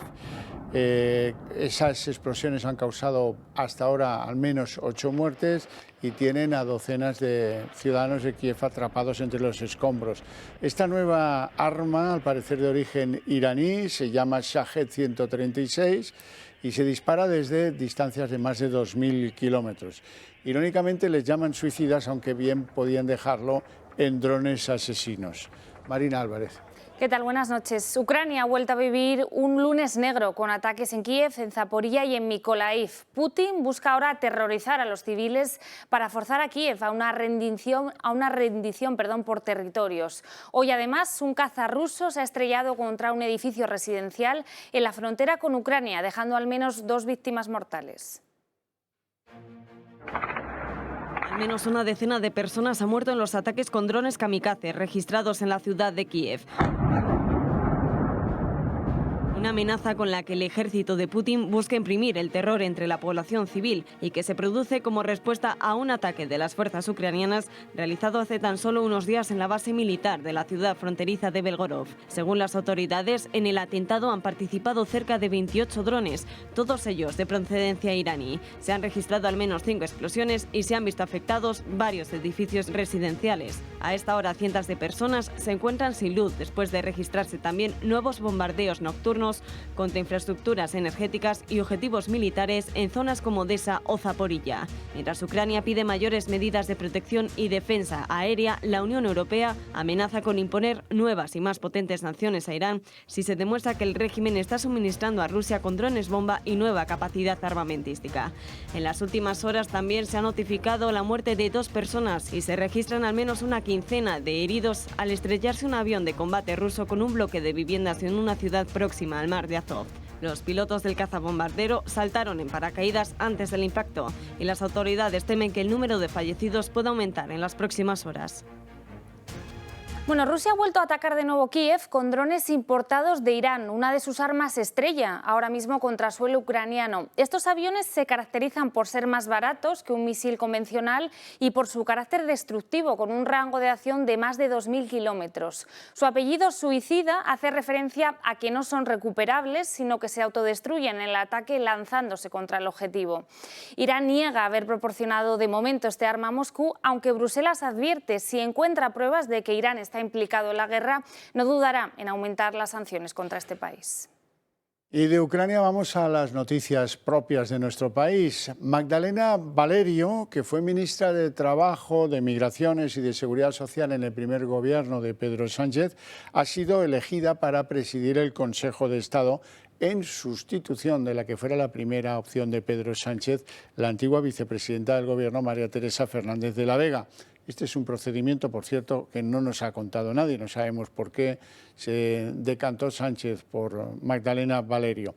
Lo que sí sabemos es que la oposición se ha tomado esta decisión de Sánchez como si fuera un asalto más a las instituciones, algo que pues viene protagonizando, como dice Elías Bendodo, de semana en semana. Hoy, tanto Jorge Buxadé, en un tono irónico, burlándose de las supuestas capacidades de la señora elegida, Magdalena Valerio, como Bendodo, que asegura que es un claro signo del estilo totalitario de Sánchez, que semana a semana está absolutamente metido en conquistar las más altas instancias del Estado. No hay semana que no arranquemos con un nuevo capítulo del asalto institucional de Sánchez. Ahora el dedazo del Consejo de Estado. Son tics autoritarios que ocurren cuando uno cree que el cortijo es suyo. La democracia es una cuestión bastante más seria y bastante más noble, Por tanto, le pedimos al presidente Sánchez que tenga, por favor, decoro y altura de Estado. El de Magdalena Valerio no es el único quita y pon que ha llevado a cabo el Gobierno en los últimos meses. Son muchas las instituciones en las que se ha metido mano de manera directa o indirecta en función de intereses propios del Gobierno. La última, todos la recordarán, el Consejo General del Poder Judicial. El PSOE le ganó el pulso a los jueces y consiguió apartar al conservador Carlos Lesmes y sustituirle por un magistrado más afín a sus postulados. Algo parecido a lo que sucedió también en Radio Televisión Española. El Gobierno forzó la dimisión del presidente para suplantarle por alguien afín de cara a este año electoral. El prestigio del CNI también quedó por los suelos con la destitución de Paz Esteban. La exjefa de los servicios de inteligencia fue la cabeza de turco por el espionaje que al final se conoció al independentismo. Y en el INE, en un momento en el que las estadísticas no avalan la gestión de Moncloa, Calviño decidió fulminar a su mandamás. Sánchez ha colocado al frente del Consejo de Estado a la que fue durante 2 años su ministra Magdalena Valerio, al frente de la cartera de Trabajo, Migraciones y Seguridad Social. Valerio sustituye en el cargo a la candidata inspector que era María Teresa Fernández de la Vega y que tenía un rango superior, puesto que fue vicepresidenta del Gobierno. No ha sido la señora Fernández de la Vega por motivos que nadie ha aclarado, y la oposición sí tiene claro que, como dice el coordinador general del PP, Elías Bendodo, este es un movimiento más dentro de la amplia rutina de la operación asalto a las instituciones del Estado que se decreta desde la Moncloa de Pedro Sánchez. Es verdad, lo hemos visto con la Fiscalía, lo hemos visto con el CIS, lo hemos visto con el CNI, lo hemos visto con Televisión Española, con el INE, quién sabe si pronto con el Banco de España, y ahora el dedazo recae sobre el Consejo de Estado. Y dice Bendodo, y tiene razón, que esto revela un tic totalitario en la manera de hacer del habitante de Moncloa, que administra las cosas como si esto fuera un cortijo de su propiedad. La verdad es que ha calado el espíritu de que los nombramientos que produce Moncloa tienen un objetivo que es solventar problemas para el gobierno de Pedro Sánchez. Pasa lo mismo con todos ellos y seguramente es el objetivo a lo que ponen la proa cuando quieren renovar el Consejo General del Poder Judicial y sobre todo el Tribunal Constitucional, que es donde le han dado buenas bofetadas a Pedro Sánchez, sobre todo con sus decretos del estado de alarma. El propósito del Gobierno siempre es colocar a un fiel, a un propio, al frente de los órganos esenciales de la arquitectura del Estado. Y la verdad es que el objetivo del Constitucional es clarísimo y es un aviso también a navegantes, que sepan todos que si son díscolos van a enfrentarse al poder de Moncloa y eso es muy serio. Por lo que toca a Vox, Jorge Buxadé ha ironizado hoy sobre la capacidad intelectual de la nueva presidenta del Consejo de Estado. Según Buxadé, esta es una institución secular en la que Sánchez coloca a alguien con ideas nuevas y ironiza sobre que el ordenamiento jurídico lo lleva Magdalena Valerio en su cabeza.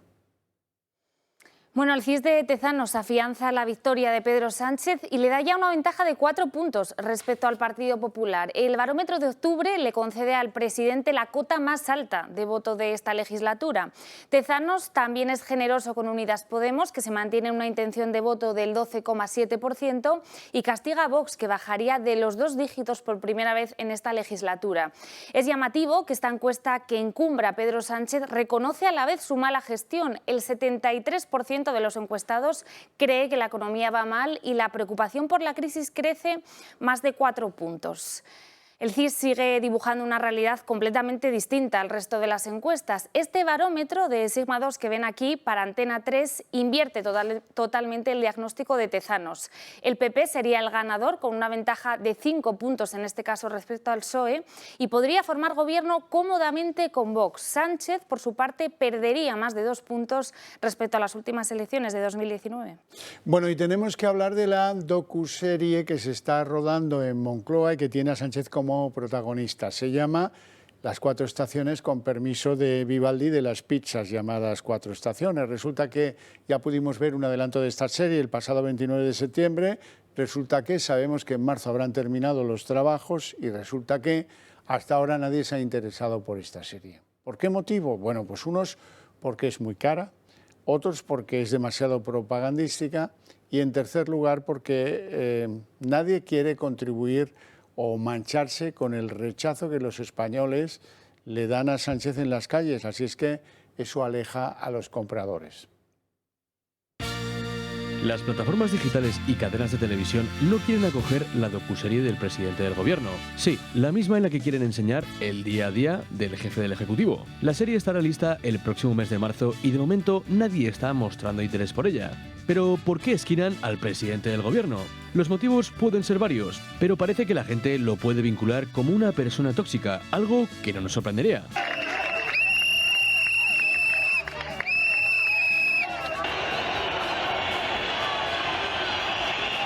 También hay que añadir que a los españoles no les hace mucha gracia que utilicen su dinero para crear una serie en la que una persona quiere vender su imagen. Sí, una producción hecha con dinero de impuestos en la que han gastado casi 400.000 euros por capítulo si se colocase en una gran plataforma internacional como Netflix, HBO o Prime. Además, ninguna televisión pública puede emitir la serie, algo que las productoras del documental tienen asumido desde el principio. Si no fuese así, el escándalo sería significativo. Que Televisión Española use dinero público para tener los derechos de una serie sobre el presidente del gobierno, que encima se emite en periodo preelectoral próximo a las autonómicas, municipales y generales, daría pie a un gran escándalo. Las únicas cadenas que pueden comprarla son las privadas, y en España son 2 las que podrían hacerlo: el grupo Mediaset y A3 Media, las cuales no están interesadas por el momento. De hecho, según el diario ABC, muchos de los ejecutivos de estos grupos de televisión comparten lo siguiente. Ha rodado por todas las cadenas. Te metes en un jardín para nada. Es un producto caro con un protagonista que mucha audiencia rechaza y un tufillo propagandístico. Parece ser que la idea de Sánchez de ser el idílico protagonista de una serie no va a terminar con el final feliz que esperaba. Rabat continúa su desafío después de adjudicarse las ciudades de Ceuta y Melilla en una carta enviada a la ONU. El rey marroquí exige ahora que ningún ministro de Podemos esté presente en la reunión que tiene previsto mantener con Sánchez antes de que termine este año. Entre tanto, la tensión aumenta en las fronteras, donde hasta 5.000 inmigrantes estarían preparándose para un nuevo asalto a Melilla. Aumenta la tensión en la frontera de Marruecos con Melilla. Hasta el monte Gurugú y ciudades como Nador están llegando en los últimos días decenas de inmigrantes. con el fin de alcanzar la valla de Melilla y entrar en suelo español. Lo hacen después de 4 meses de tregua tras el último salto ocurrido el pasado 24 de junio. Un episodio que le costó la vida al menos a 23 de ellos. Ahora vuelven a la zona en un goteo de grupos pequeños. Y ya hay 17 detenidos, pero no son los únicos enfrentamientos que se han producido estos días. En Nador, entre el sábado y el domingo, se han arrestado otros 200 por desafiar a las fuerzas marroquíes. Las autoridades temen que podrían movilizarse hasta 5.000 personas en un nuevo intento de llegar a España. Y todo ello ocurre la misma semana en la que Marruecos ha demostrado que mantiene intactas sus aspiraciones territoriales sobre suelo soberano español. Incluso la que fuera ministra de Vivienda con Zapatero, María Antonia Trujillo, ha vuelto a posicionarse a favor de Marruecos y contra España al referirse a las ciudades autónomas de Ceuta y Melilla. Creo que los casos de Ceuta y Melilla suponen una afrenta a la integridad territorial de Marruecos, son vestigios del pasado. La reivindicación marroquí está plenamente justificada, está inscrita en su diario nacional y es irrenunciable.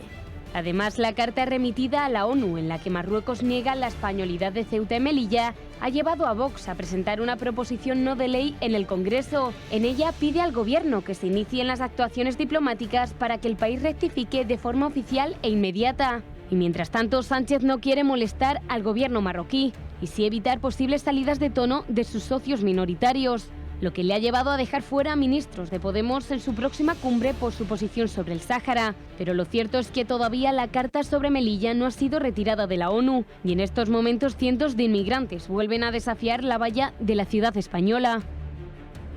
Siendo hoy que vamos a hablar de la economía española, resulta que hay dos visiones. Una autocomplaciente, que es la de Nadia Calviño, la vicepresidenta económica, que tiene una visión absolutamente naif de la situación actual. Dice que España va a seguir creciendo, lo contaba hoy ante los micrófonos de Radio Nacional de España, y que goza de la más absoluta de las confianzas de los inversores.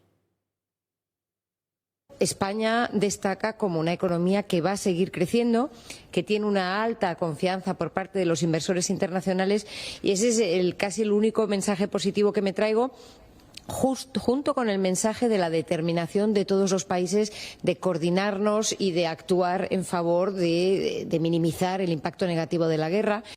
Bueno, esa es la visión positiva. La visión diferente, no sé si negativa, pero casi, es la del gobernador del Banco de España, Pablo Hernández de Cos. ¿Qué dice el gobernador? Pues dice que lamentablemente tienen que ampliar el tiempo que nos va a llevar a España y a los españoles llegar a tener la misma actividad económica que teníamos en 2019, esto es antes de la pandemia. El Banco de España había dicho que eso se produciría a mitad de este año y eso, dice ahora Hernández de Cos, no va a llegar hasta la primavera del año que viene. El Banco de España también, de acuerdo con estas proyecciones, ha retrasado el momento en el que se recuperaría el nivel de actividad previo a la pandemia, que ahora esta recuperación se retrasaría probablemente hasta el primer trimestre de 2024, es decir, unos 2 trimestres más tarde de lo que proyectábamos en el mes de junio.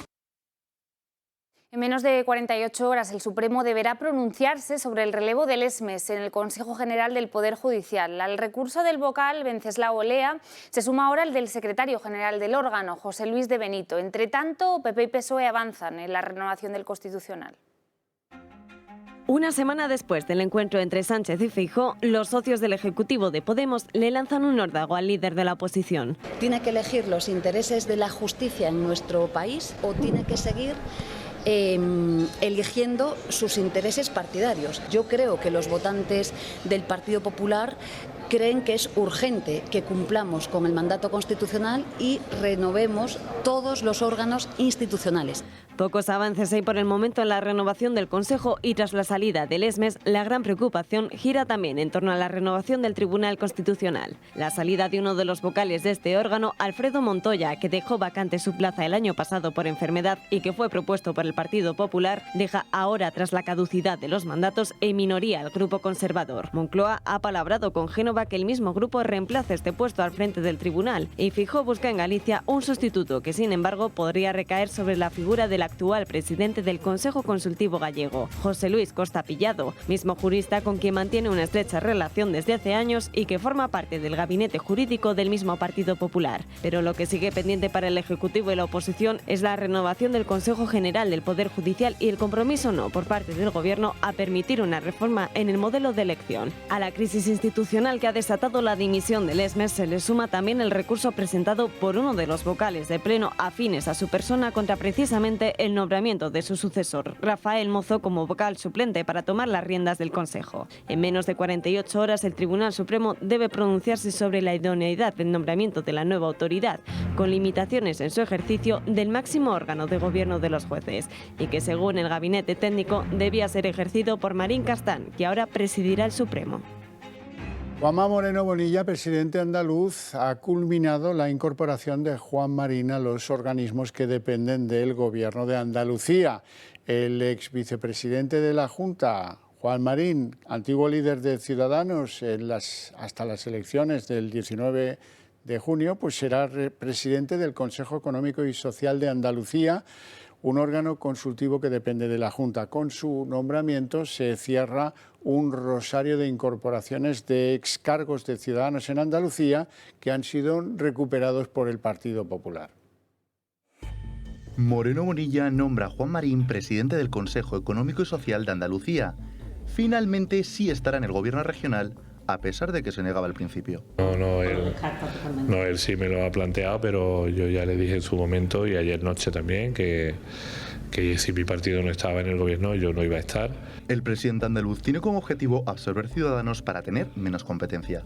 Ya lo intentó en la campaña electoral, ofreciendo a Inés Arrimadas integrar representantes en las listas populares. Esta vez justifica el fichaje de Juan Marín, diciendo que en el gobierno andaluz tienen que estar los mejores. Creo que en este gobierno tiene que haber muchas sensibilidades, porque cuantas más sensibilidades haya en el gobierno será un gobierno más plural, un gobierno más diverso y un gobierno más permeable y que se parezca más a la Andalucía real. Con esta incorporación ya son 3 de los 5 consejeros de Ciudadanos de la pasada legislatura que continúan en un cargo público. A Juan Marín se le suman Rocío Blanco, que continúa siendo consejera de Empleo, aunque eso sí, de manera independiente, y Rocío Ruiz, que en el gobierno anterior fue consejera de Igualdad y desde la semana pasada es miembro del Consejo Audiovisual. Además, también ha fichado a otros miembros como delegados en algún departamento provincial. Es el caso de Marta Busquet, quien fuera presidente del Parlamento, o de Javier Millán, Sergio Romero o Teresa Pardo. Tras estas incorporaciones, el PP andaluz se centra en su estrategia de reabsorber a Ciudadanos en el ámbito municipal. Los líderes provinciales tienen carta blanca desde el PP andaluz para hacer los fichajes que consideren necesarios de Ciudadanos. La formación naranja tiene en Andalucía 19 alcaldías, 12 con mayoría absoluta y 400 concejales. Tienen como meta para el próximo año perder solo la mitad de ellos. Con unas malas encuestas y tras los resultados en las elecciones de Andalucía, ¿cuántos irán al PP? El grupo ACS, a través de su filial Leighton Asia, construirá un rascacielos residencial en la India de 70 plantas. El proyecto, valorado en 82,5 millones de euros, estará ubicado en Mumbai y se espera que esté listo en 2027. El terreno donde se ubicará tiene 6,6 hectáreas, con una superficie total construida de aproximadamente 273.000 metros cuadrados.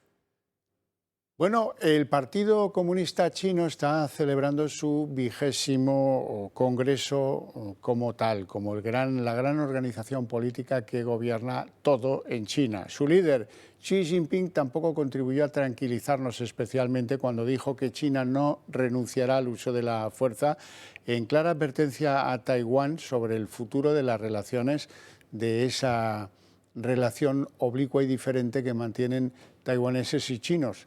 Todos son chinos, pero manejan diferentes sistemas políticos. Resolver el asunto de Taiwán es un asunto de los chinos. Un asunto que debe ser resuelto por nosotros. Continuaremos luchando para conseguir una reunificación pacífica, con la mayor de las sinceridades y esfuerzos, pero nunca podremos prometer renunciar al uso de la fuerza y nos reservamos la opción de tomar todas las medidas necesarias. Y en Europa el descontento social crece ante el encarecimiento de la vida. París fue ayer el escenario de una gran manifestación contra el gobierno de Macron en un país especialmente tensionado por la huelga de las refinerías. No es ningún secreto que la economía europea está atravesando uno de sus peores momentos. La pandemia y la guerra en Ucrania son, según los políticos de izquierdas, las principales causas de esta situación, y es que en numerosos países la inflación está disparada, los precios de los combustibles y los alimentos cada vez más elevados y los ciudadanos sin poder ahorrar ni un euro. Es el caso de España, pero también de Francia. Sin embargo, el país vecino ha ido más allá y ha salido a la calle a protestar. Unas protestas contra la gestión del presidente Macron que ha provocado una huelga de 3 semanas en las refinerías francesas, lo que ha ocasionado un desabastecimiento de gasolina en el país. El principal objetivo, por tanto, era llamar la atención sobre la difícil situación que atraviesan los franceses, una manifestación que fue apoyada por Mélenchon. Avec ce que nous sommes en train de faire aujourd'hui, comme je l'ai dit, avec tant d'organisations qui y appellent, syndicales et politiques, nous sommes en train de dessiner la construction d'un nouveau Front populaire. Una manifestación que, según los organizadores, reunió 140.000 personas y no va a ser la única, ya que el próximo martes se espera que los franceses vuelvan a tomar las calles, unas calles que, sin embargo, aquí en España se encuentran totalmente vacías y que nos obliga a preguntarnos ¿cuándo vamos a salir nosotros a decir basta ya a la gestión de Sánchez y su gobierno? Y en la página de Sociedad destaca un asunto verdaderamente repugnante. Un juzgado de instrucción en Móstoles investiga a un profesor de artes de un colegio privado de Boadilla del Monte, en Madrid, por haber grabado presuntamente durante más de una década a niñas alumnas de sexto de primaria, es decir, de unos 12 años, mientras se cambiaban para ir a clase de educación física. El profesor ha sido separado de sus funciones educativas, mientras el juzgado esclarece unos hechos cuya denuncia original proviene del hallazgo de un pendrive donde coleccionaban estas imágenes. La guerra de Ucrania, ya se lo íbamos contando, pasa en España y también fuera de nuestras fronteras, ha contribuido a agravar la brecha entre ricos y pobres. 4 millones de niños han entrado en los últimos 12 meses respecto a 2021 en situación de pobreza. Ocurre en Europa del Este y también en Asia Central. El país más afectado, después de Rusia y Ucrania, que son los escenarios de esa guerra, donde hay un repunte de pobreza como consecuencia, es el país de Rumanía, y se calcula que hay unos 100.000 niños nuevos que están en situación de pobreza como consecuencia de esa guerra y de la crisis económica que afecta también a Europa, a nuestro continente. Claro, las exigencias de la inflación, de la falta de cosas elementales. Bueno, hasta aquí el día en 30 minutos. Les deseamos a todos una muy feliz noche y sobre todo si la deciden compartir con nosotros. Bueno, y esperamos volver mañana para contarles felices noticias. Les dejamos ahora con En Dos Continentes con Sandro Meco y volvemos mañana a las 9 con toda la información. Hasta mañana.